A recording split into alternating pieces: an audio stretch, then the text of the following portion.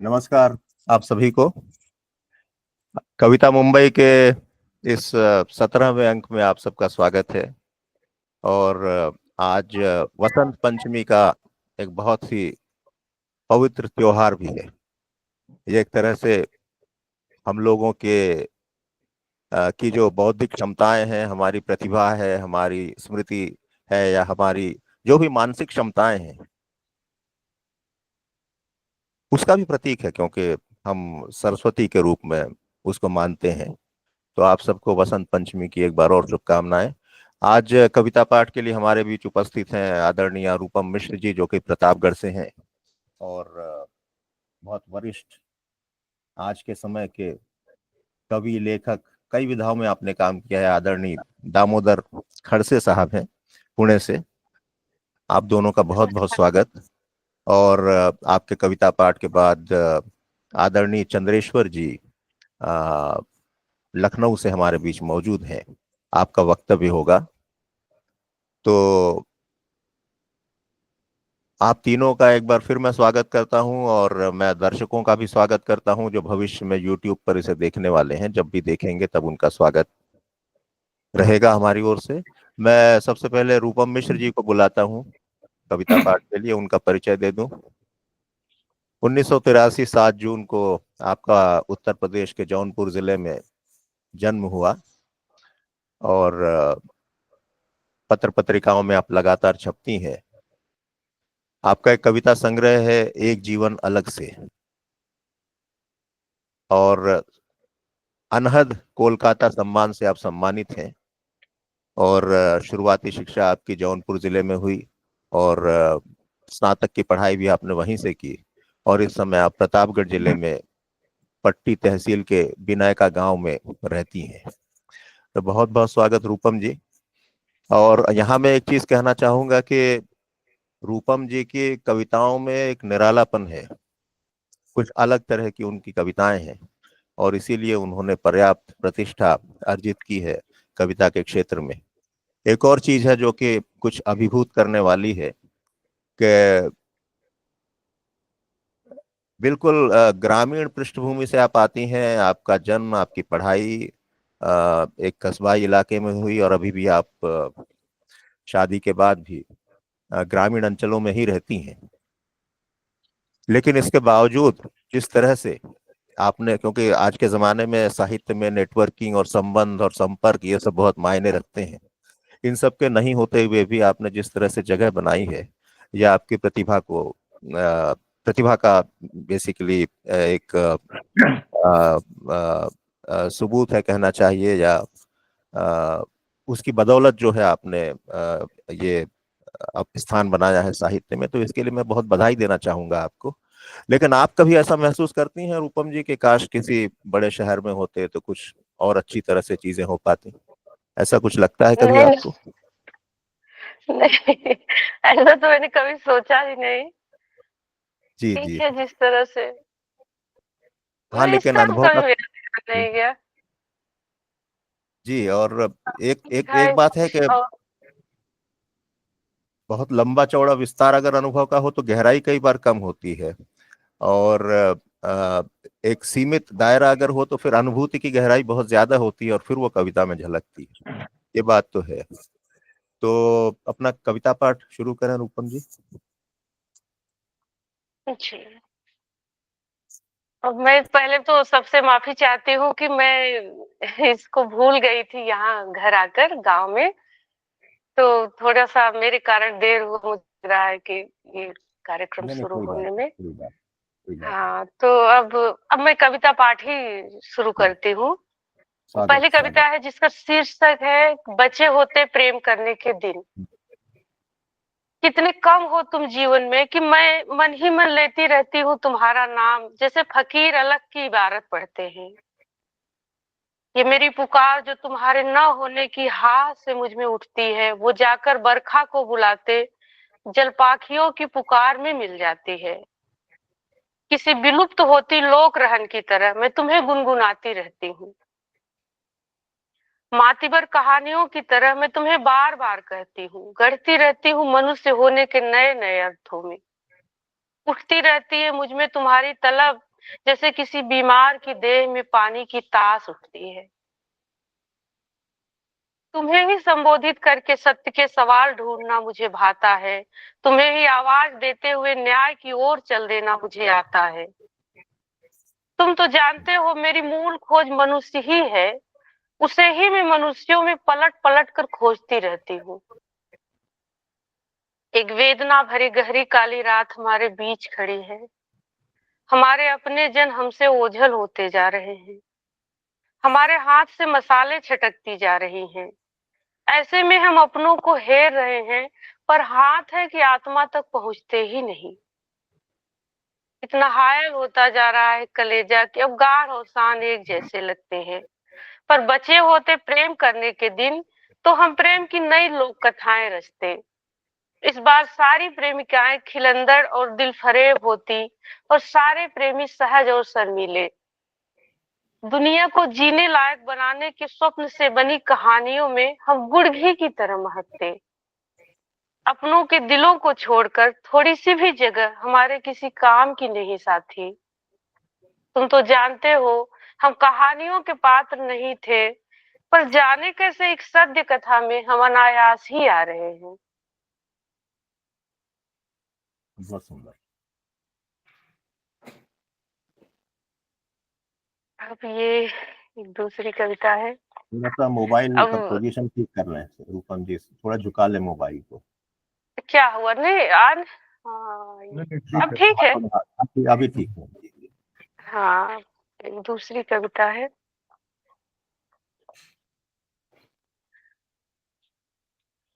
ये कविता, इसका शीर्षक है मैं यहाँ भी नहीं ठहरूंगी। मैंने जन्म से देह की घृणा पी थी। सबसे आदिम संबंध बहुत घिनौना है, ये मिथ मुझे माँ के दूध में पिलाया गया था। व्यर्थ श्रेष्ठता बोध में सिर पर लाद कर चल रही थी, पर मैं वहां ठहरी नहीं। कई रोते चेहरे मुझे पुकारने लगे थे। मैं उठकर वहां पहुंची थी, बहुत दिन तक वहीं रही। मैं सबसे अंत में तुमसे मिली और फिर खो गई तुम में। पर मुझे डर है पर मुझे डर है कि घृणा फिर से जन्म ले सकती है। मैंने ढेरों हाथ हटाकर तुम्हारा हाथ पकड़ा था, पर मुझे आशंका है जब कभी तुम प्रगाढ़ आलिंगन के लिए अपने हाथ बढ़ाओगे, तो हो सकता है मुझ में रोपी गई देह घृणा फिर जाग जाए और मैं झटक दूं तुम्हारा हाथ। तब तुम कहाँ जाओगे? मुझे निश्चित तो लगेंगी तुम्हारी बेहद खूबसूरत आंखें। भ्रम लगेंगे वो होठ जिसपे चिर प्रणय निवेदन रखा है, जिन्हें जी भर देखने की मुझ में कभी कुवत न हो पाई। मुझे गलीज लगेंगी वो पवित्र रातें जब दो जोड़ी जागती आंखें बार बार छलक पड़ती थी। पर धीरज रखना, मैं वहां भी नहीं ठहरूंगी। तुमसे छूट कर मैं प्रायश्चित के लिए किसी मंदिर के द्वार पर खड़ी हो जाऊंगी। तुम आर्त होकर मुझे पुकारोगे, मंदिर के घंटे घड़ियाल में तुम्हारी आवाज नहीं सुनूंगी। मैं संसार की सारी पवित्रता को देह में स्थापित कर दूंगी और इस तरह मैं एक प्राकृतिक प्रेम की शीत हत्या कर दूंगी। मैं किसी रोती हुई सीता या अग्निकुंड में जली सती से सतीत्व की भीख मांगूंगी या किसी सूर्य या इंद्र के पैर पकड़ूंगी। मुझे याद नहीं रहेगा कुंती या अहिल्या का दुख। मैं वहां भी बहुत दिन नहीं ठहरूंगी। फिर किसी मंदिर के गर्भगृह में कोई बच्ची चीखेगी। प्रसाद और सिक्के उठाने के जुर्म में पुजारी किसी बच्चे को पीट देगा। तब मैं वहां भी नहीं ठहरूंगी। खूब भटकूंगी, ठोकर भी लगेगी। अंधेरे से रास्ता दिखाई नहीं देगा, तुम भी नहीं लौटोगे। मैं कटी पतंग की तरह घूमूंगी। तभी कहीं दूर कोई बच्चा भूखा रोएगा। तभी कहीं दूर कोई भूखा बच्चा रोएगा। वो मुझे पुकार सकता है, और अगर न भी पुकारे तब भी मैं वहीं जाकर ठहरूंगी। मैं आसपास बिखरी सारी किताबों को पढ़ डालूंगी, फिर उसी रास्ते से मैं तुम्हारे पास आऊंगी। मैं तुम्हारे आंसुओं से तुम्हारा पता ढूंढ लूंगी, क्योंकि तुम जब जब रोए हो मुझे लगा कहीं औचक कोई दुलरुआ बच्चा घृणा की कड़ी निगाह से सहम कर रोया है। तुम्हारी बहुत याद आने पर मैं उस बच्ची को जाकर गले लगाती हूँ, जो एक दिन सहतूत के पेड़ को तेल काजल लगाने की जिद कर रही थी। किसी अभिमंत्रित यंत्र की तरह मुझे तुम्हारा नाम रटने की लत लग गई है। मैं तुम्हारे नाम के रंग से अपने कमरे की दीवारें रंगवा दूंगी। चादरें और पर्दे भी उसी रंग के होंगे और इस तरह मैं तुम्हारे नाम के आगोश में रहूंगी। तुम निश्चित मेरे प्रेमी हो, तुम निश्चित मेरे प्रेमी हो। तुम्हारे अंक पास में मैं पहरों बेसुध रही हूँ, पर जो डर की यातना तुम्हें रात को सोने नहीं देती, उससे द्रवित होकर मेरे सीने में दूध सा उतर आया था। मुझे अफसोस है मेरी जान, मैं इस मनुष्य हंता युग की आंखों में झांक कर करुणा न भर सकी। बहुत सुंदर। एक मिनट आती हूँ। हाँ, ये तीसरी कविता है, जल्दी जी, मथुरा से की मतलब है लौटानी हो। इसका शीर्षक यही है। हम्म, हथेली में एक नाराज चेहरा लिए बैठी रहती हूँ, इतनी लीन और ध्यानस्थ कि जैसे मेरी गोद में कोई नवजात लेटा हो। दीवार से सिर टिकाए सोचती रहती हूँ कि मार्ग से बिदरे होठ जिन्हें चूमने की इच्छा एक दिन अचानक उठी थी, क्या फिर से उन्हें देख सकूंगी? मिलूंगी तो आखिर क्या कहूंगी? सोचती हूँ उस पल को, मन और अददिया हो जाता है। तभी एक शिखरन सी हंसी चमकती है, होठों पर घुल जाती है। मैंने उसे आंखों से छीना था, मुक्ति से पारी गई थी वे आंखें। हमारे सपनों और अपनों की जगमग दुनिया। मन को कहीं और घात लगाना था, और मन था कि वहीं जाकर अरुझा जहां जीव जीव आतर था। चलो ये खेल ही सही, सावन की रातों में जन्मे जुगनुओं का जोर ही सही। वर्जनाएं वहां टूटी जहां से बड़े विवर्ण धब्बे छूटते लड़ाई पर। हमारे पास तो कोई पवित्र जल या जादू भी नहीं था कि हम उसी से उन धब्बों को गायब कर देते। सपने में दिखती है अक्सर एक उजली पीठ और नाराजगी से बिदरे वही होठ, जहां सवालों का इतना मोड़ था कि मैं बिहड़ सी गई। दरअसल मेरे पास कोई वेलकम काढ़ा हुआ रुमाल नहीं था। जाने कहाँ रहता है वो इन दिनों। अब सपने भी उसे ढूंढ नहीं पाते। सपनों में उसकी पीठ ही दिखती है मुझे, और वो चला जा रहा है धूल भरे अंधड़ रास्ते पर। फिर दिखता है उजाड़ दीदी के ब्याह का माड़ो। सांझ का पहर है, धूमिल धोती तो बड़की माई ही पहनती हैं।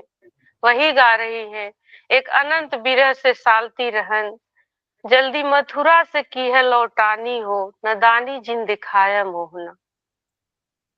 ये 3 कविताएं मैंने पढ़ दी, मुझे लग रहा है कि काफी हो गई। नहीं, सुनाइए एक और। अच्छी कविताएं हैं आपकी, अलग तरह की हैं।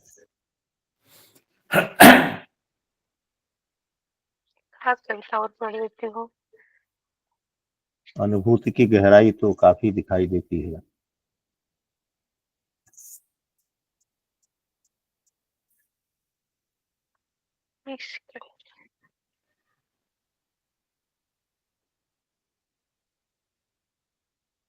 ये कविता है, तुम्हें मुस्कुराते हुए देखना।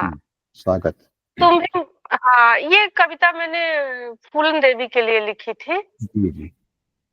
तुम भी मुस्कुराती थी, तुम्हें मुस्कुराते हुए देख इन त्रासद दिनों में भी खिलकर मुस्कुरा पड़ती हूँ, और तब लगने लगता है कि अभी मुस्कुराया जा सकता है। पहले तुम्हें गाली की तरह सुना, और फिर तुम पर बनी एक फिल्म देखकर कई रात सो न सकी, और खुद की स्त्री होने के दुख में डूबी रही। तुम तो समझ रही हो ना इस दुख का अर्थ, और अर्थ किस तरह प्रशिक्षित और पोषित होते हैं, तुम तो जानती हो ना। पर मैं कहाँ जानती थी, मुझे घिन आने लगी रुपहले पर्दे पर तुम्हारी कहानी देख।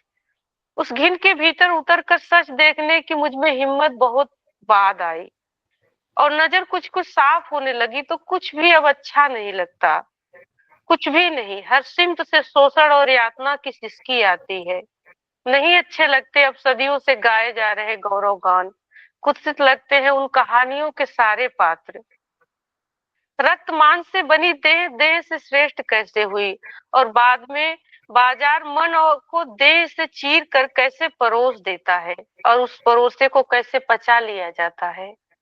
चालाकियां इतनी बड़ी कैसे हो गई कि कई सदियां उनमें समा गईं, और जब चीन भी ली गई धूर्तताएं, तब भी वे कहीं गई नहीं, थोड़ा मेकओवर करके अपनी जगह खड़ी इठला रही हूँ।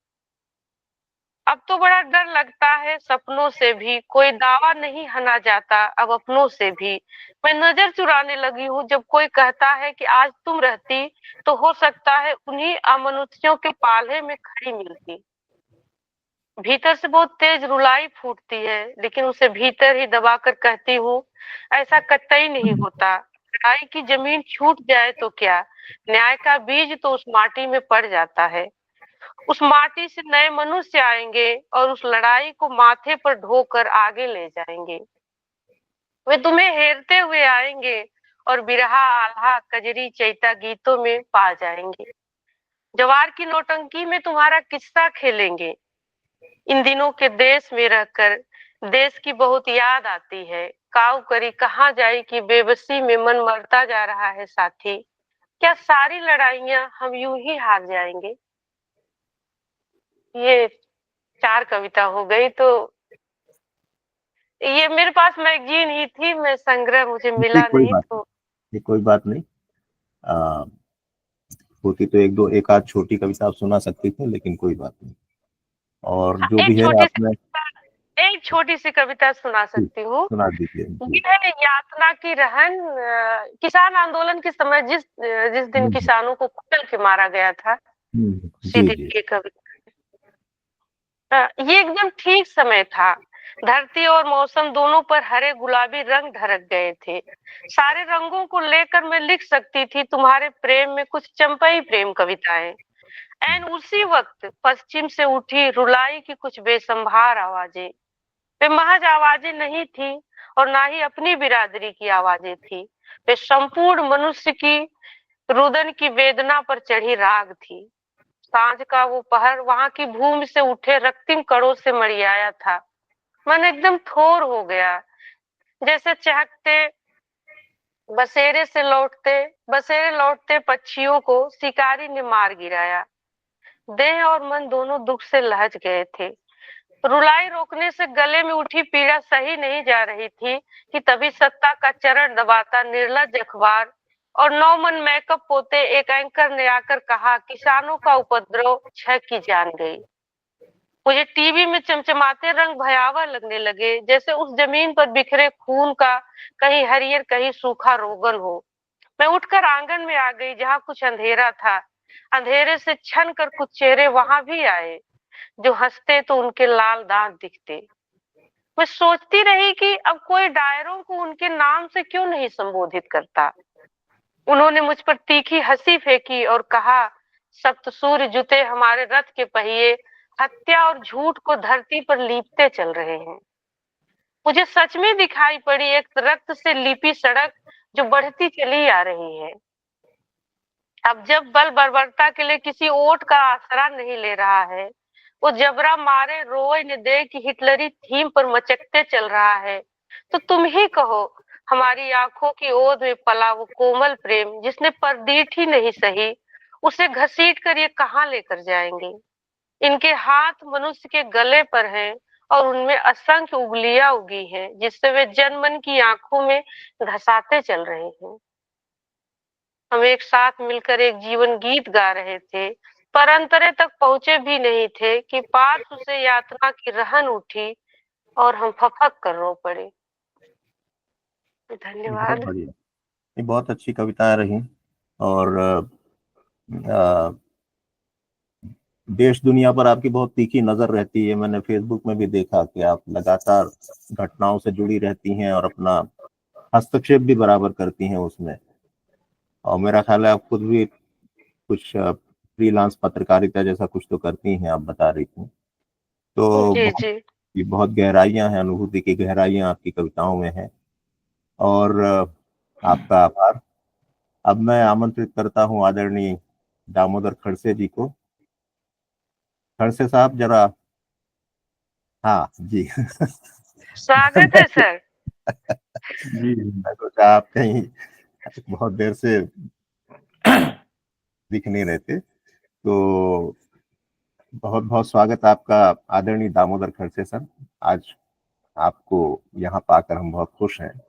और आपका परिचय मैं जरा दे दूं। परिचय तो आपका मतलब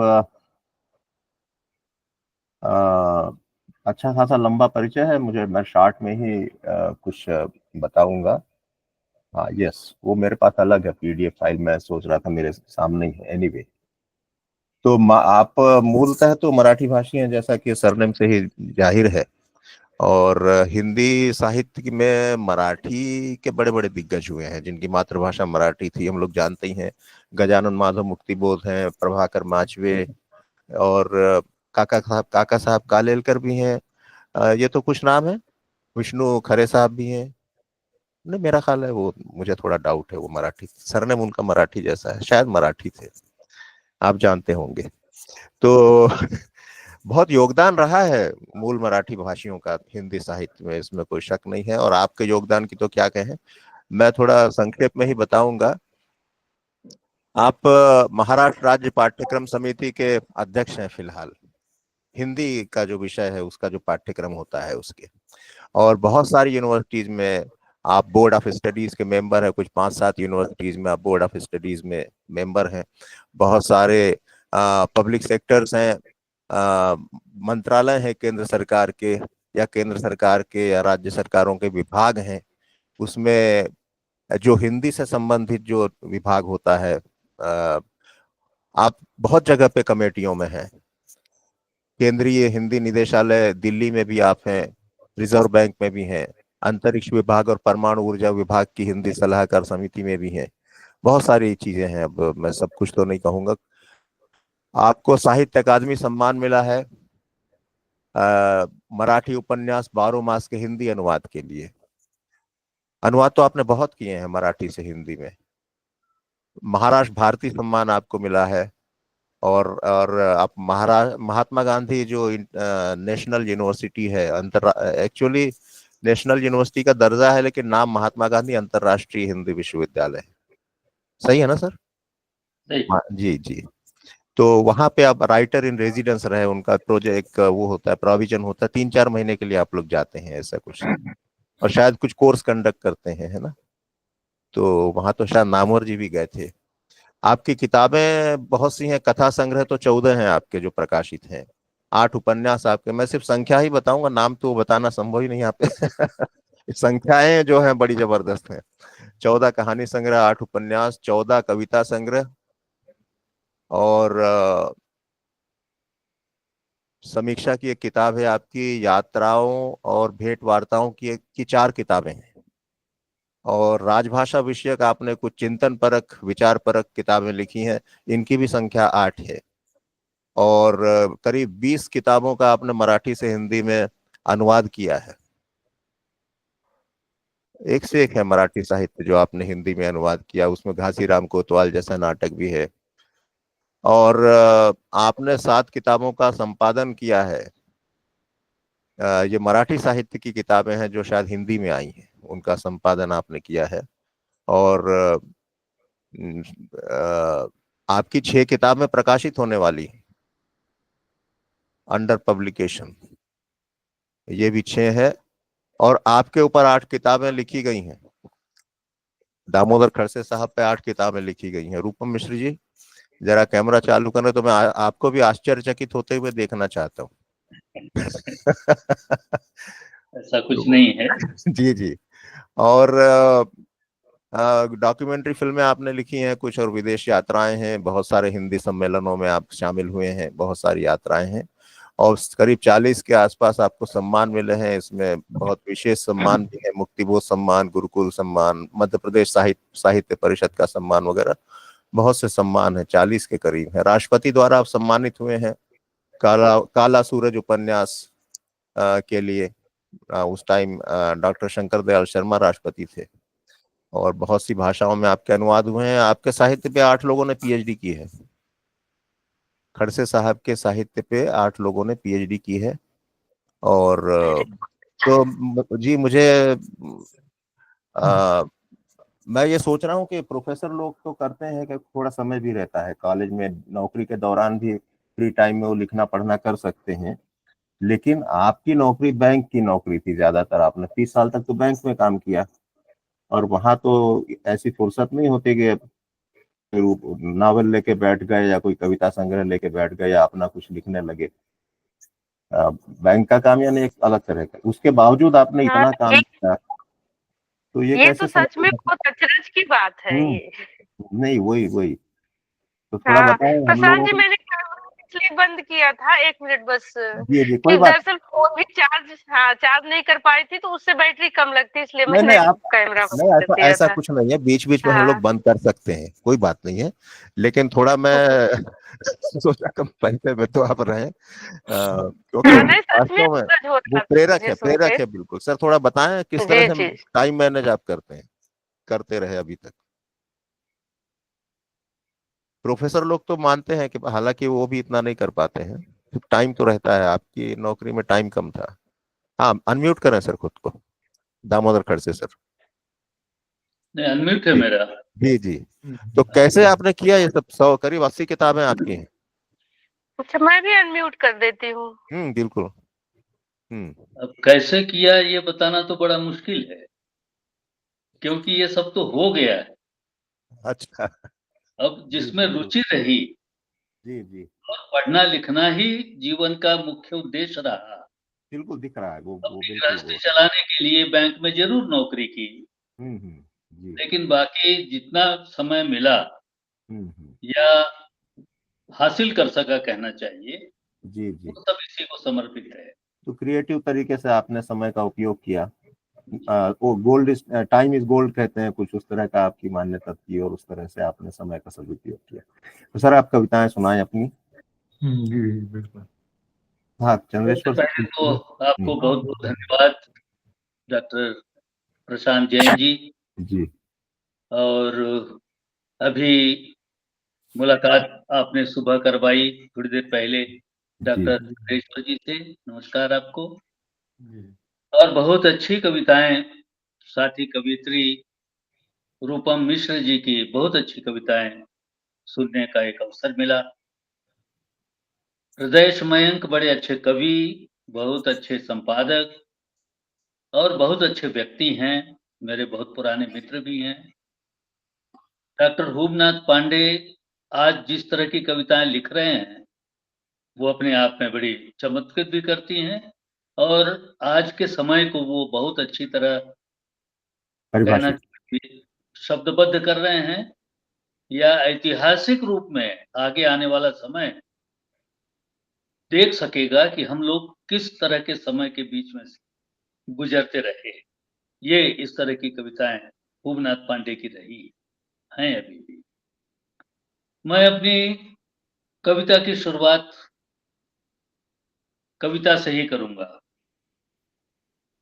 कविता भीतर से होते हुए जब शब्दों में ढलती है, भीतरी ठिठुरन उष्मा के स्पर्श से प्राणमान हो उठती है।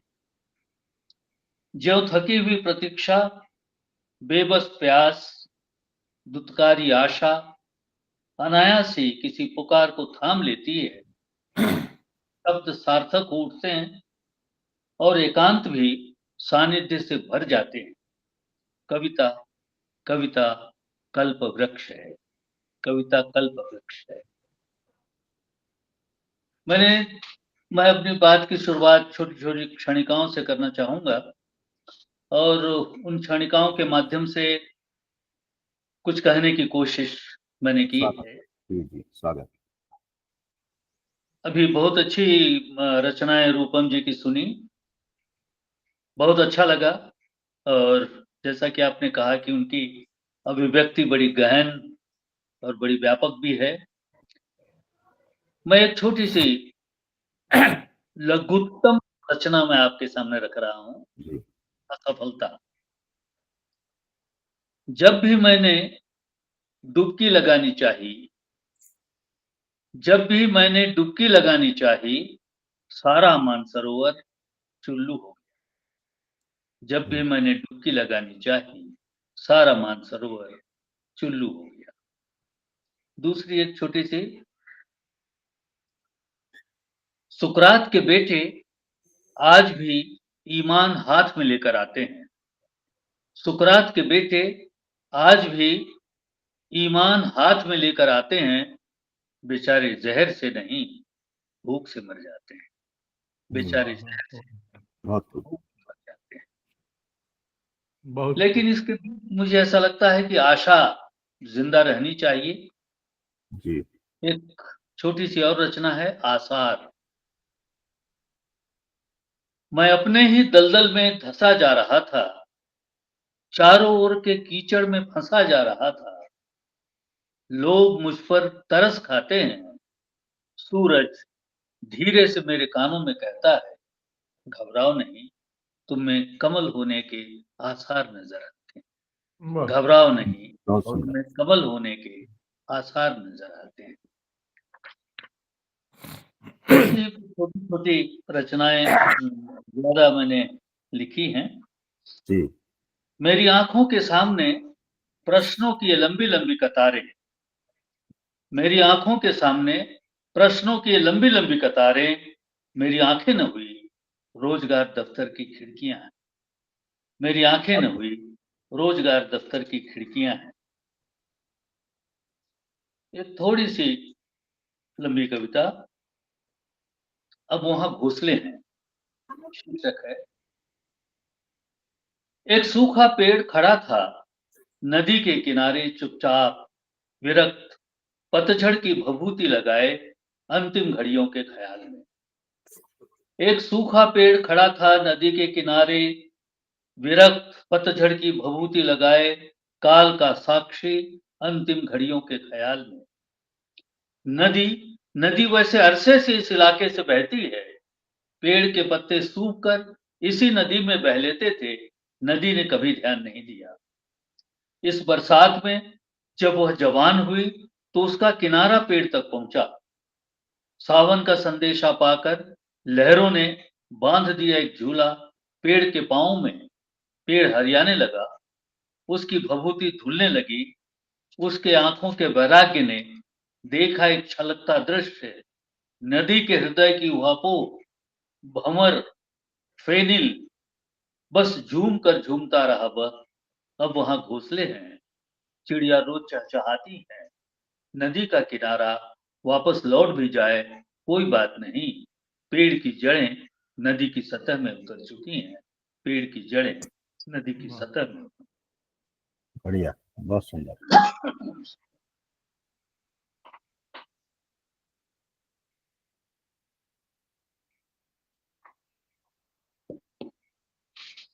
एक दूसरी कविता है, तिरोहित सितार। तिरोहित सितार। स्वागत। खूंखार समय के घनघोर जंगल में बहरा एकांत जब देख नहीं पाता अपना आसपास, तब अगली पीढ़ी की देहरी पर कोई तिरोहित सितार अपने विसर्जन की कातर याचना करती है। यादों पर चढ़ी धूल हटाने वाला कोई भी तो नहीं होता तब, जब आंसू दस्तक देते हैं बेहिसाब। मकान छोटा होता जाता है और सितार धकेल दी जाती है कूड़े में आदमी की तरह। वाह वाह सितार के अंतर में अमिट प्रतिबिंब बार बार उन उंगलियों की याद करते हैं जिन्होंने उसे संवारते हुए पोर पोर में अलख जगाई थी और आंख भर तृप्ति पाई थी। स्थितियां बड़ी चुगलखोर और ईर्षालु। तैश में आकर वे विरागी सितार का कान ऐंठती हैं। तार के गर्भ में झंकार अभी भी बाकी है। तरंगे छिपी थी तार में, बादलों में बिजलियों की तरह। सुर प्रतीक्षा में थे उम्र के आखिरी पड़ाव तक भी। स्पर्श की याद रोशनी बो गई, सुनसान जंगल सपनों में खो गया। पेड़ झूमने लगा, सितार को फिर मिल गई एक संगत। सितार जीने लगी तरंगे स्पर्शों के एहसास में, आदमी के एकांत की तरह। आदमी के एकांत की तरह। वाह।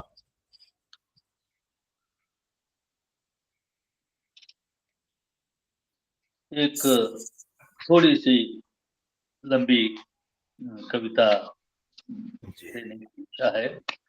स्वागत। शीर्षक है बाढ़। बाढ़ जब तोड़ती है दरवाजे बड़े बड़े बांधों के, तब नन्हे नन्हे गांव काले बादलों की नियत समझ जाते हैं। पानी का रंग दिमाग बदन कर जाता है। पानी पानी जीवन भी है, बिजली भी, नहर और झील भी है पानी, नाचता हुआ समंदर और मदमस्त बादल है पानी। पानी यानी सब कुछ है। पर जब बाढ़ आती है, पानी के विवेक पर प्रश्न चिन्ह लगा जाती है। बाढ़ नदी नालों का पानी समेट बहुमत पा जाती है। बाढ़ नदी नालों का पानी समेट बहुमत पा जाती है और अपने आप को बहाव के हाथों सौंप जाती है। गति जब छूट जाती है पानी के हाथों से, पानी विकराल हो जाता है। तब प्यास भी पानी से घबराती है। किनारे जल समाधि को मजबूर हो जाते हैं। फसलें उखड़ने लगती हैं। वर्तमान काला और भविष्य अंधा हो जाता है। भूतकाल से तब उठती हैं सवालों की प्रतिध्वनियां, तब रिश्तों को रंगभूमि हो जाती है। भूतकाल से तब उठती हैं सवालों की प्रतिध्वनियां, तब रिश्तों को रतौंधी हो जाती है और चांदनी रातों में भी बाढ़ अपनी राह निकालने के लिए सर पर काले आंसू दौड़ाती है। ऐसे में भरे पूरे वृक्ष भी हरहरा कर टूट पड़ते हैं। विवश डूबती आंखें विप्लव के दृश्य देखती हैं। सुनो सुनो, रिश्तों में भी कभी कभी ऐसा ही होता है। पता नहीं क्या है जो आदमी को बाढ़ की तरह दौड़ाता है। सुनो सुनो, रिश्तों में भी कभी कभी ऐसा ही होता है। पता नहीं क्या है जो आदमी को बाढ़ की तरह दौड़ाता है और उसी की आंखों से विप्लव दिखाता है। पर घबराओ नहीं, इधर देखो, नन्हे नन्हे दूब के पौधे अपनी जमीन से किस तरह जुड़े हैं। वर्तमान की आंखों में उभरते नहीं होंगे वे, पर उनकी रेशमी जड़ें अपनी धरती से जुड़ी हैं। विप्लव के बाद नई ऊर्जा से उठते हैं वे। सृष्टि ऐसे ही पौधों से पाती है सार्थकता। आओ आओ, ऐसी अंधी बाढ़ में इन कत्थई पौधों की रक्षा करें। धरती हरी भरी है, चलकती है। धरती हरी भरी अच्छी लगती है। बहुत सुंदर सर।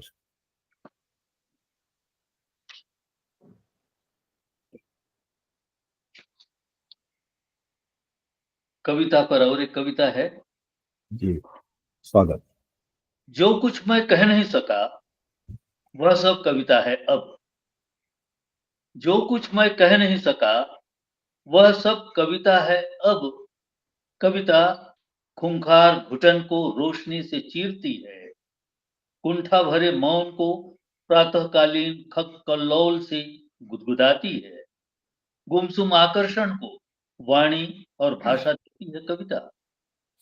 कविता वह सब कहती है जिसे सभ्य लोग कह नहीं पाते अदृश्य सीमाओं के घेरे में। कविता चर्च के घंटानाद से देती है न्योता शांति और विश्वास को। टूट टूट जाती है जब पीढ़ियों की संपर्क भाषाएं। कविता पुल बनकर स्तब्ध खड़ी रहती है, दोनों किनारे भावों के आवागमन के। कविता लिखती है शिलालेख उन क्षणों के जब फुसफुसाना या उफ करना भी विद्रोह माना जाता है। कविता मिसाल की तरह जलती है और बिना किसी ताम्रपट के एक एक आदमी से अपने भीतर छिपा समय का इतिहास बतियाती है। कविता अपनी भाषा में पहुंचाती है संदेश, रुंधे कंठ तक, डबडबाई आंखों तक, फड़फड़ाते होठों तक। कविता पहुंचाती है संदेश जीवन को डूबकर जीने का, फटे संबंधों को प्यार से सीने का। इसीलिए मैं कविता छोड़ नहीं पाता। मेरा परिवेश जब पूरी तरह अंधा हो जाता है, मैं कविता की उंगली थामे निकल पड़ता हूँ। एक सुरंग की यात्रा से होकर अपने गंतव्य की ओर। कविता जिद्दी लड़की की तरह मुझे बार बार वफादार जिंदगी के लिए उकसाती है और मेरे थके पांव फिर धीरे धीरे उठने लगते हैं कविता के पीछे पीछे, कविता के पीछे पीछे। बहुत खूब, बहुत खूब, ये बहुत खूब। कितना समय है मुझे नहीं पता। नहीं, सुनाइए, आपका टाइम है सर। एकाध एकाध कविता और जी सुनाने की। जी जी, जरूर, स्वागत है सर।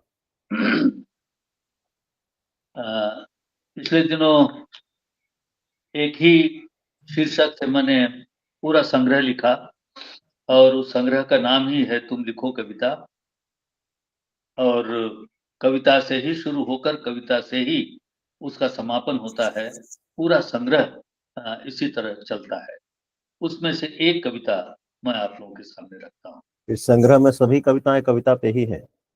सारी की सारी कविताएं इसी तरह है, तुम लिखो अच्छा कविता अच्छा संबोधित अच्छा। करते हुए ये आगे बढ़ती है। जी जी जी। तुम लिखो कविता, मैं देखूं तुम्हें कविता में उतरते हुए।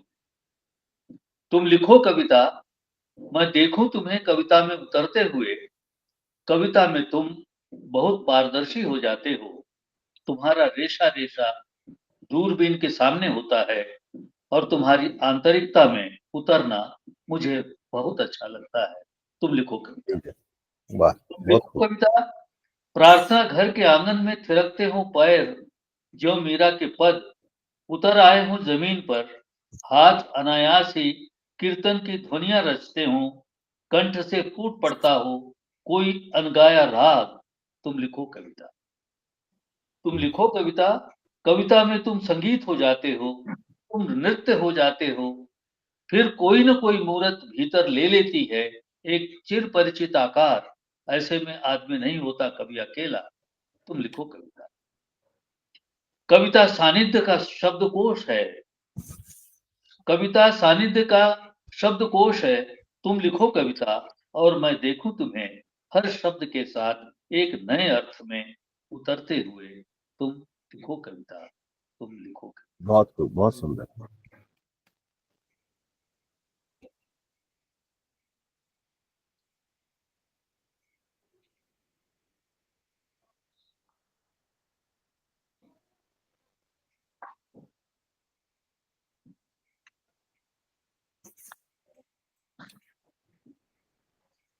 एक कविता माँ पर। स्वागत। वह माँ है, दुख जोड़ता है माँ के एहसासों में। दुख जोड़ता है माँ के एहसासों में। माँ की उंगलियों में होती है दवाइयों की फैक्ट्री। माँ की उंगलियों में होती है दवाइयों की फैक्ट्री। माँ की आंखों में होती है अग्निशामक दल की दमकलें। माँ के सानिध्य में होती है झील हर प्यास के लिए। स्वर्ग की कल्पना है माँ। माँ स्वर्ग होती है। समय की बेवफाई, दुनिया के खिंचाव, आकाश की ढलान, सपनों के खौफ, यात्राओं की भूख और सूरज होते हुए भी अंधेरे के डर को काटता है कोई। वह माँ है। सूरज के होते हुए भी अंधेरे के डर को काटता है कोई। वह माँ है। बहुत ये बढ़िया, बहुत बढ़िया सर।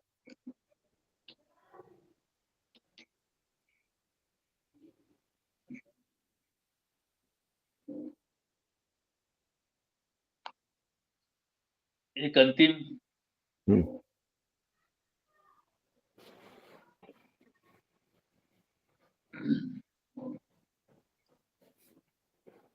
एक कामकाजी स्त्रियों पर एक कविता है। स्वागत। शीर्षक है शिलालेख। उसका सारा दिन बीतता है टुकड़े टुकड़े। उसका सारा दिन बीतता है टुकड़े टुकड़े। दफ्तर में काम के अजगर के सामने सधे कमलों सधे कदमों से संतुलित बनाकर चलने में। उसका सारा दिन बीतता है टुकड़े टुकड़े। दफ्तर में काम के अजगर के सामने सधे कदमों से संतुलित बनाकर चलने में फोन, मेल, मोबाइल से निकलते शब्दों को संस्कारों में ढालकर अजगर के सामने परोसने में उसका समय खंड खंड हो जाता है। सुबह परोस देती है सामने बच्चों की स्कूल की तैयारियां, चाय नाश्ता और भोजन के बीच भटकता है उसका बेशुमार समय रसोई में। रात टंग जाती है उसकी चाही अनचाही इच्छाओं की देहरी पर। फिर भी मन के एक कोने में वह रखती है समय का नन्हा सा टुकड़ा संगमरमर का, ताकि लिख सके वह अपने निजत्व का शिलालेख, ताकि लिख सके वह अपने निजत्व का शिलालेख। बहुत खूबसूरत, बहुत बहुत बहुत अच्छी कविताएं रही सर। बहुत बिल्कुल बिल्कुल विविध विषय और दायरा भी बहुत बड़ा है आपकी कविताओं का, जी रेंज जी है पूरी। और जीवन को और आसपास को आपने जितनी गहराई से देखा है और उतनी ही सूक्ष्मता से आपने शब्दों में चित्रित किया है। अब खैर मेरी योग्यता भी नहीं है कि मैं मूल्यांकन करूं आपकी कविता का, लेकिन एक पाठक के रूप में या श्रोता के रूप में कह रहा हूं। आपका बहुत बहुत आभार सर। मैं अब आमंत्रित करता हूं आदरणीय डॉक्टर चंद्रेश्वर जी को वक्तव्य के लिए। आपका परिचय दे दूं, आप बक्सर जिले में आपका जन्म हुआ 1960 में 30 मार्च, और उच्चतर शिक्षा सेवा आयोग प्रयागराज से चयनित होने के बाद आप जुलाई 96 से बलरामपुर में उत्तर प्रदेश में एक कॉलेज में हिंदी पढ़ाते आ रहे हैं। वहीं से एचओडी और प्रोफेसर के पद से आप सेवानिवृत्त हुए, और पीएचडी के लिए 4 साल के लिए आप गुजरात गए थे। यहाँ लिखा नहीं है लेकिन मुझे पता है तो मैं बता रहा हूँ। गुजरात में वल्लभ नगर है ना सर? वल्लभ विद्यानगर। वल्लभ विद्यानगर जी। जी जी वो आनंद की फैक्ट्री वही है क्या, हाँ अमूल का जो हाँ है? जी जी अमूल की। अमूल का ना, हाँ। जी जी आनंद और वो सेम है ना, वल्लभ विद्यानगर हाँ हाँ आनंद? बिल्कुल जी उनसे जी। लगा हुआ है। जी जी। तो पीएचडी आपने वहां से किया है। अ, हिंदी भोजपुरी में आप लगातार लिखते आ रहे हैं 82-83 से, और लगातार छप रहे हैं। आपकी 8 किताबें अब तक आ गई हैं, 3 कविता संग्रह आपके हैं, और शोधालोचना की एक पुस्तक है, भारत में जन नाट्य आंदोलन। इसी विषय पर आपने पीएचडी भी किया था, तो ये किताब है आपकी।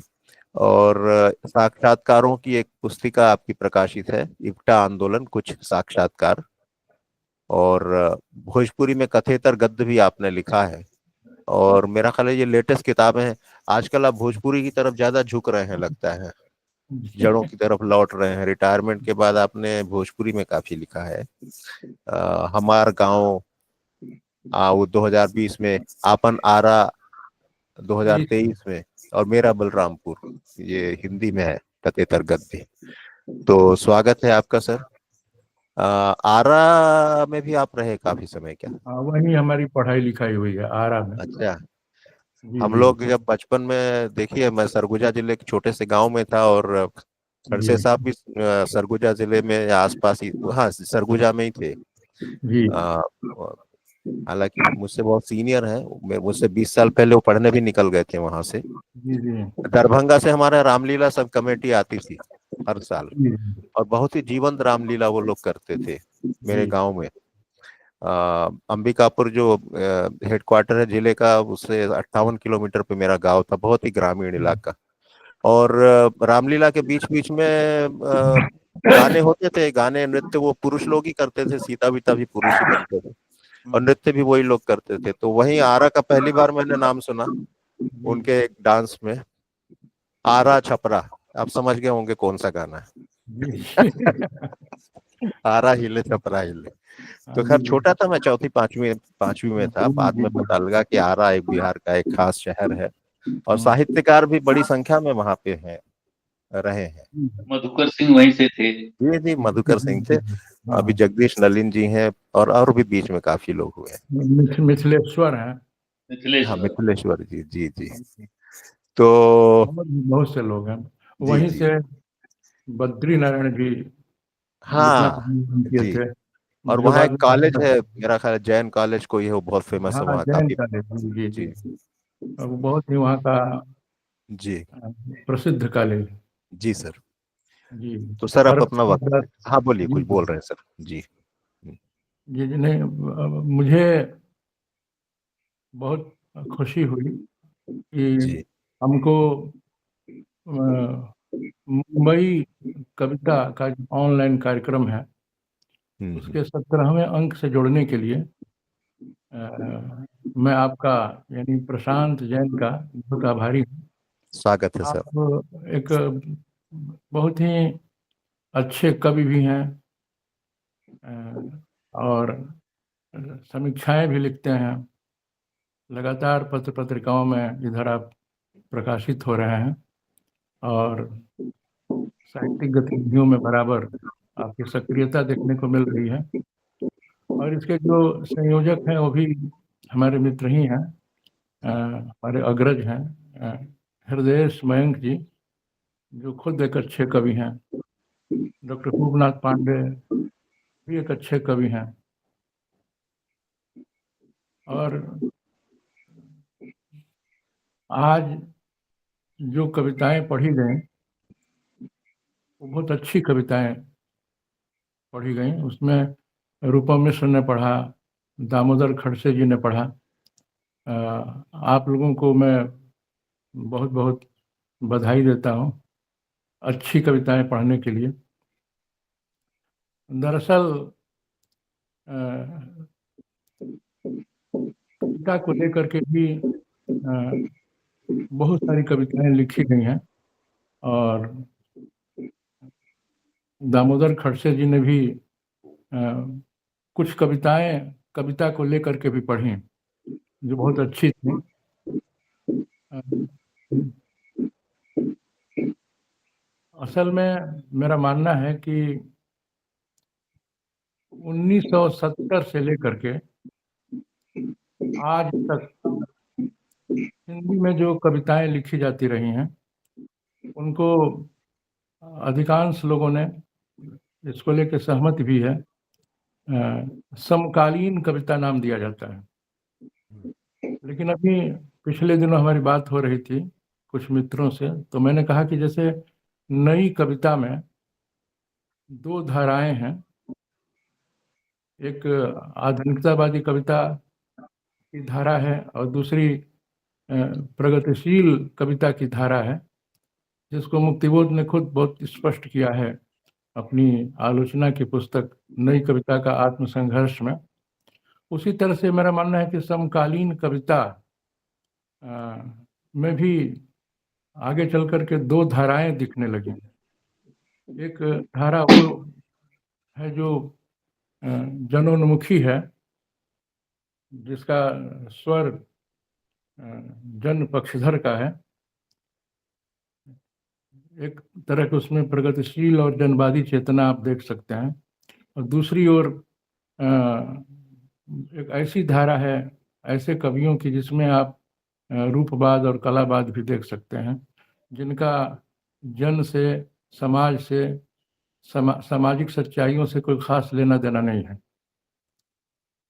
आप खुद देख सकते हैं अगर आप समकालीन कविता के पाठक हैं, जो लगभग 50-55 वर्षों से लिखी जाती रही है, और बीच में कई लोगों ने नए नाम देने की कोशिश की, इधर की कविता, आज की कविता या और अन्य नाम, लेकिन अभी तक कोई भी ऐसा नया नाम नहीं है जो टिकाऊ हो, और ये नाम चला आ रहा है।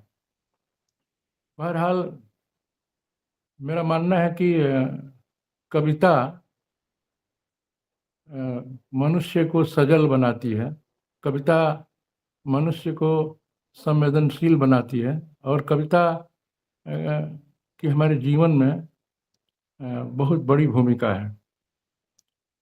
कविता के बगैर हमारे जैसा आदमी जीवन की कल्पना नहीं कर सकता है। बहुत पहले धूमिल ने कविता के बारे में कहा कि कविता भाषा में आदमी होने की तमीज है। तो कविता अ, तमीज का पाठ भी पढ़ाती है। और एक कार्ल मार्क्स की बहुत ही लोकप्रिय पंक्ति है जिसको बहुत से लोगों ने उद्धृत किया है कि कविता मनुष्यता की मातृभाषा है। तो कविता मनुष्यता की मातृभाषा है, यानी कि वो मनुष्यता का पाठ पढ़ाती है, मनुष्य को एक दूसरे मनुष्य से जोड़ने का काम करती है। तो कविता की बहुत बड़ी भूमिका है। और आप लोगों को पता भी होगा कि आज के दौर में साहित्य में ये मेरा अपना आकलन है और मेरा मानना है कि साहित्य की जितनी भी विधाएं हैं, पद्य में, गद्य में, छंदबद्ध कविता हो या अतुकांत कविता हो, उसमें लगभग जो कविताएं लिखी जा रही हैं उनको एक तरह से केंद्रीयता प्राप्त है। आजकल सोशल मीडिया का ज़माना है। सोशल मीडिया में लगातार कविताएं आ रही हैं, बहुत सारे ब्लॉग्स हैं, नेट मैगजीन्स हैं, उनमें भी, और पत्र पत्रिकाओं में भी। तो कविताएं इन दिनों सोशल मीडिया के आने के बाद, जब से वो अस्तित्व में आया है, कविताएं सबसे अधिक लिखी जा रही हैं। और मुझे ये देख करके ताज्जुब होता है, अगर आप बहुत गौर करें, बहुत बारीकी से उन कविताओं को पढ़ें, तो आप देखेंगे कि अच्छी कविताएं लिखी जा रही हैं। कविता को लेकर के एक बहुत ही अच्छा माहौल बना है अभी हिंदी में। बहुत सारी संस्थाएं, बहुत सारे ब्लॉग्स, वेब मैगजीन्स कविताओं को लेकर के बहुत अच्छा काम कर रहे हैं। इधर आप सोशल मीडिया में देखिए कि बहुत सारी कविताओं के पोस्टर बन रहे हैं। बहुत सारी संस्थाएं आ गई हैं, जैसे कविता घर है, ओटला है, अनिल करमेले हैं जो लगातार पोस्टर बनाते रहते हैं। तो उन कविता पोस्टरों को भी लोग पसंद कर रहे हैं। और बहुत सारे ब्लॉग्स, जैसे सबद आ गया है, या समालोचन है, पहली बार है, शब्दांकन है, तो इसमें लोग कविताओं को बहुत ही खूबसूरत तरीके से प्रस्तुत भी कर रहे हैं। तो बहुत मतलब हिंदी में 3-4 पीढ़ियों के कवि लगातार कविताएं लिख रहे हैं। अगर हिंदी में अभी विनोद कुमार शुक्ल कविताएं लिख रहे हैं, राजेश जोशी लिख रहे हैं, नरेंद्र जैन लिख रहे हैं, असद जैदी लिख रहे हैं, देवी प्रसाद मिश्र हैं। तो नई पीढ़ी के कवियों की भी एक पूरी जमात हमारे सामने आई है। अविनाश मिश्र कविता लिख रहे हैं, हरिप्रकाश उपाध्याय हैं, कुमार वीरेंद्र हैं। और मेरा अपना मानना है कि 1990 के बाद जब हिंदी में विमर्श शुरू हुए, स्त्री विमर्श और दलित विमर्श, तो इसने भी हिंदी कविता का बहुत विस्तार किया। हिंदी में बहुत सारे ऐसे कवि आए, बहुत सारी स्त्रियां जो बाद में चल के कविता लिखने लगी। जैसे 20 साल 25 साल की उम्र में लोग कविताएं लिखना आरंभ करते हैं, लेकिन आप देखिए कि हिंदी में ऐसी ऐसी स्त्रियां आई जिन्होंने 30 साल के बाद, 40 साल के बाद अधेड़ावस्था में कविता लिखना आरंभ किया। तो एक बहुत बड़ा बदलाव देखने को मिल रहा है। आजकल स्त्रियों की एक बहुत बड़ी जमात आई है, और उसी में एक नाम नया रूपम मिश्र का भी है। रूपम मिश्र के बारे में जहाँ तक मेरी जानकारी है कि ये सन 2000 के बाद जो एक नई पीढ़ी आती है और जो नए तेवर की, नए ढंग की कविताएं लिखती हैं, उनमें एक नाम रूपम मिश्र का भी है। रूपम मिश्र इधर कई सालों से हिंदी कविता में बहुत सक्रिय हैं। और आपने देखा होगा कि इन्होंने जो कविताएं पढ़ी, तो उन कविताओं में सिर्फ करुणा नहीं है, उसमें स्त्री के दुख, स्त्री के सरोकार ही नहीं है, बल्कि उसमें स्त्रियों की आज़ादी को लेकर के, उनकी मुक्ति को लेकर के एक गहरी कशमकश और छटपटाहट भी देखने को मिलती है। और बार बार इनकी कविताओं में मनुष्य शब्द आ रहा था, मनुष्यता की बात आ रही थी। दूसरी बात कि रूपम मिश्र को मैं उन स्त्रियों से अलग करता हूँ जो विमर्शों के दायरे में कविताएं लिखती हैं और जो स्त्रियों के दुख, उनके सरोकार, उनकी तकलीफ़ों की ही बात करती हैं या उनकी अस्मिता की बात करती हैं, आज़ादी की बात करती हैं। लेकिन रूपम मिश्र उस दायरे को भी तोड़ती हैं और जो एक वर्गीय चेतना है या जो स्त्री जीवन से बाहर भी बहुत कुछ घटित हो रहा है, जो देश दुनिया में अन्य सामाजिक गतिविधियां हैं, जो आंदोलन हैं, उन तक उनकी नज़र जाती है। इसीलिए उन्होंने एक बड़ी अच्छी कविता सुनाई किसान आंदोलन को लेकर के भी। रूपम मिश्र की कविताओं को अगर हम लोगों ने भी सुना है, आप लोगों ने भी सुना होगा, तो आप लोगों ने देखा होगा कि उनमें एक भाषा का टटकापन है, एक तरह की ताजगी है बिंबों को लेकर के भी, और उसमें जो उनकी स्थानीयता है, जो उनकी स्थानीय बोली है, अवधी प्रतापगढ़ की रहने वाली हैं, तो उस तरह के शब्द भी आते हैं। जैसे थोर शब्द आया एक कविता में। तो इनकी कविता की जो भाषा है, इनकी जो एक मानवीय सोच है, जो स्त्री जीवन की संकीर्णताओं को तोड़ते हुए भी बाहर आती है, तो उसमें एक खास तरह का सम्मोहन है। और इनकी कविताएं पढ़ते हुए हम करुणा में सिर्फ डूब के नहीं रह जाते हैं, बल्कि उससे बाहर भी आते हैं। और इनकी कविताएं स्त्री जीवन के बहुत सारे मार्मिक प्रसंगों को भी सामने लाती हैं और हमें और स्त्री जीवन को भी एक नई दिशा देती हैं। तो मैं बहुत बधाई देता हूँ रूपम मिश्र को, और उनको पढ़ा तो पहले था पत्र पत्रिकाओं में, लेकिन पहली बार उनको सुनने का मौका मिला। कविता पाठ वो बहुत ही संकोच के साथ कर रही थी और खुद पहले सामने आके पढ़ना भी नहीं चाहती थी, लेकिन प्रशांत जी ने बहुत सही टिप्पणी की उन पर कि उनकी कविताओं में गहरी अनुभूतियां हैं, गहरी वेदना है। और मेरा मानना है कि कविता ऐसे भी वेदना से संवेदना तक की यात्रा है। जैसे हमारे यहाँ आज बसंत पंचमी भी है और आज ही के दिन निराला जयंती भी हम लोग मनाते हैं। तो बहुत अच्छा दिन आपने चुना। और निराला जी की एक कविता ही है अधिवास, जिसमें वो कहते हैं कि मैं शैली अपनाई, देखा दुखी निज एक भाई, दुख की छाया पड़ी हृदय पर मेरे, झट मण वेदना आई, मैं शैली अपनाई।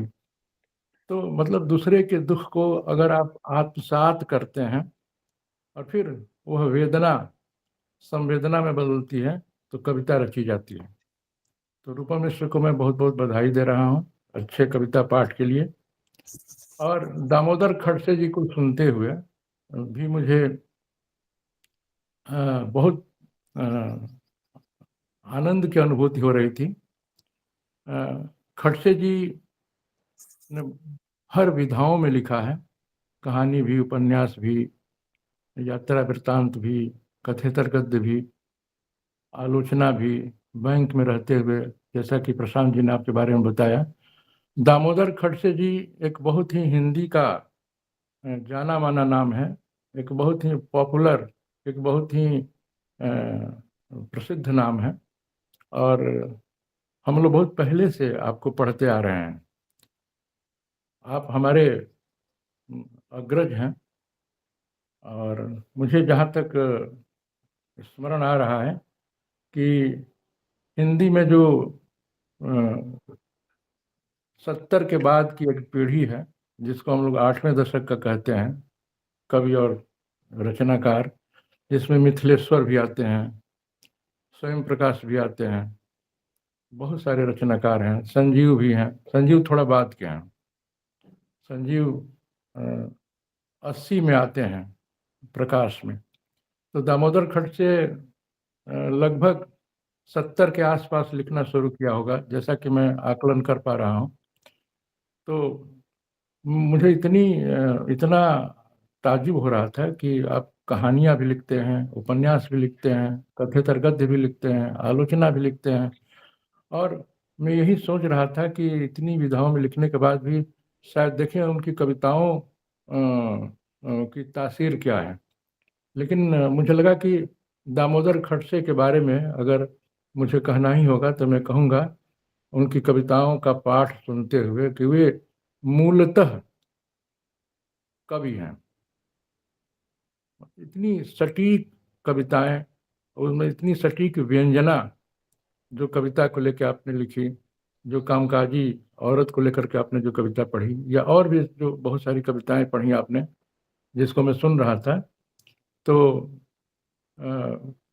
मैं इतना ही कहूँगा कि उनकी कविताओं में एक अद्भुत संप्रेषणीयता है, कम्युनिकेबिलिटी। मतलब आपने कविता पढ़ी और जो श्रोता है उस पर उसका असर हुआ। कविताओं में कोई दुरूहता नहीं है, उसके प्रतीक, उसके बिंब जो भी हैं, या जो उसकी भाषा है, जो उसकी कविता की बुनावट है, जो उसकी संरचना है, वो इतनी सरल सहज है, इतनी बोधगम्य है कि खड़से जी को सुनते हुए और कविता सुनने की इच्छा हो रही थी। तो आपकी कविता सुनते हुए हम लोग किसी तरह की जटिलता का अनुभव नहीं कर रहे थे, किसी तरह का दबाव का अनुभव नहीं कर रहे थे, और आपकी कविताएं सुनने की इच्छा हो रही थी। तो इससे आप अंदाजा लगा सकते हैं कि खड़से जी ने कितनी अच्छी कविताओं का पाठ किया है। तो मैं रूपम मिश्र को भी, खड़से जी को भी उनकी अच्छी कविताओं के पाठ के लिए बहुत बहुत बधाई देता हूँ, उनका आभार व्यक्त करता हूँ। और अंत में थोड़ी सी बात मैं ये कहना चाहूँगा कि कविता अंततः हमारी आत्मा को, हमारे अंतस को उजास से भर देती है, उसको रोशनी से भर देती है, वह उसको और कुछ प्रदीप्त बनाती है। जो हमारा मानस है, जो हमारी मन की बुनावट है, जो उसका पाठ है, जैसे नदी का पाठ होता है, तो कविताएं मन के पाठ को चौड़ा करती हैं, वह हमारी संवेदना का विस्तार करती हैं। और जैसा कि प्रेमचंद के संदर्भ में मुक्तिबोध ने कभी कहा था कि रचनाकार आत्मा का शिल्पी होता है, तो कविताएं हमारी आत्मा को गढ़ने का काम करती हैं। हमारे अंदर जो बेडौलपन है, जो हमारे अंदर टेढ़ापन है, जो हमारे अंदर विकृतियां हैं, कविता उसको दूर करती है, हमारे मन को सुंदर बनाती हैं, सुंदर भावभूमि पर ले जाती हैं। तो मैं तो एक ऐसा पाठक हूँ, लेखक हूँ, कवि और रचनाकार हूँ कि हमको कविता से अब भी इस दौर में भी, इस ग्लोबलाइजेशन के दौर में भी, बाजारवाद के दौर में भी कविता से बहुत अपेक्षाएं हैं। और मैं ऐसी कविताओं की तलाश में रहता हूँ और ऐसी कविताएं तलाश भी लेता हूँ। और मैं कहना चाहूँगा कि हिंदी में अब भी बहुत अच्छी कविताएं लिखी जा रही हैं। उसमें बिल्कुल नए नए लड़के आ रहे हैं, 20 साल, 25 साल के, 28 साल के, 30 साल के, जिनकी एक लंबी सूची है। आप उनको देख सकते हैं कि वो कविता को लेकर कितने सक्रिय हैं, कविता को लेकर के कितने सचेत हैं। छोटे छोटे शहरों में जाइए, आरा में, पटना में जाइए, भोपाल में जाइए, जयपुर में जाइए, बस्ती, गोरखपुर, देवरिया, कहीं भी जाइए, आपको नए कवियों की एक पूरी टीम मिलेगी जो कविता लिख रही है और पूरे देश में लिख रही है।